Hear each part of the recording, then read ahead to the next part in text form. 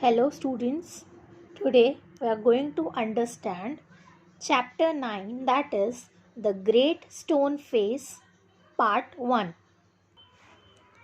This chapter is written by Nathaniel Hawthorne. But before we start, seen from a distance, hilltops and huge rocks seem to assume various shapes. They may resemble an animal or a human figure. People attribute story to these shapes. Some stories come true, others don't. The Great Stone Face is one such shape that reminds the inhabitants of the valley of a prophecy. What was it? Did it come true? Let's understand this chapter to find out answers to these questions. This chapter has two parts. Today we'll understand only part 1. A young boy, Ernest, and his mother sat at the door of their cottage looking at the mountain as the sun was setting. The sunshine brightens all the features of the Great Stone Face. Now, what was the Great Stone Face? The Great Stone Face was a natural formation of rocks on the mountain that looked like a human face from a distance. Seen at a close range, it was just a gathering of huge rocks kept on top of one another.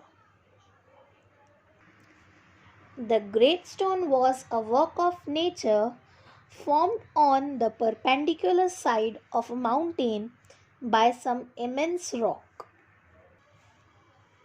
People believed that the kind face smiled constantly at the valley and brought good luck and good crops.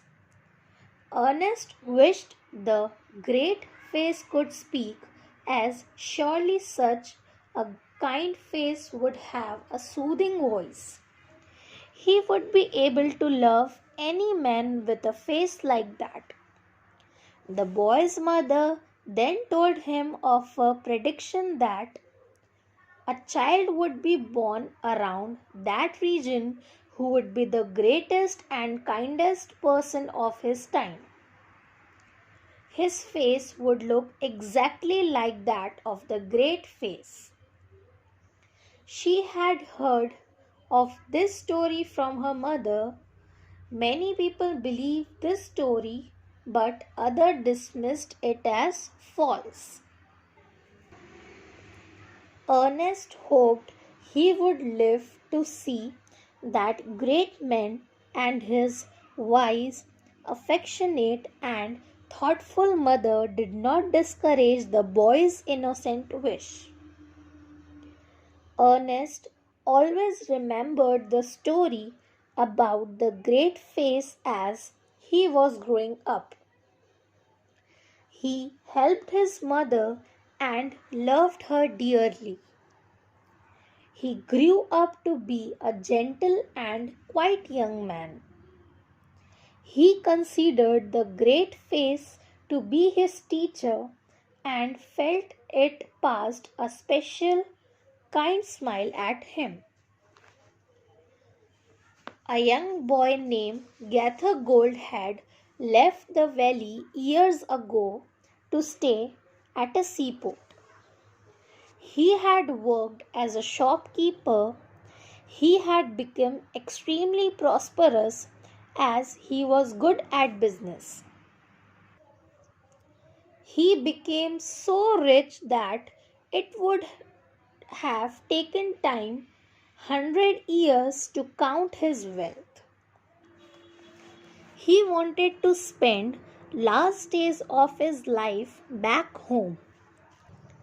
People of the valley discussed that he was the man who would fulfill the prediction as he resembled the great face. Ernest was excited as he would finally be able to see the man of prophecy.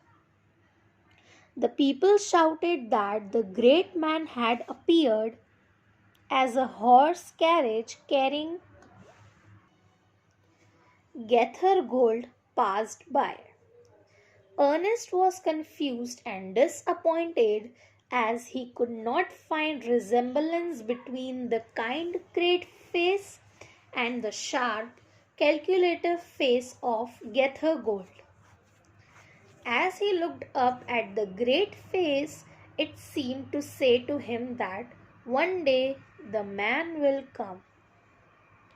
Here, explanation of part 1 gets over. We'll understand part 2 in next lecture.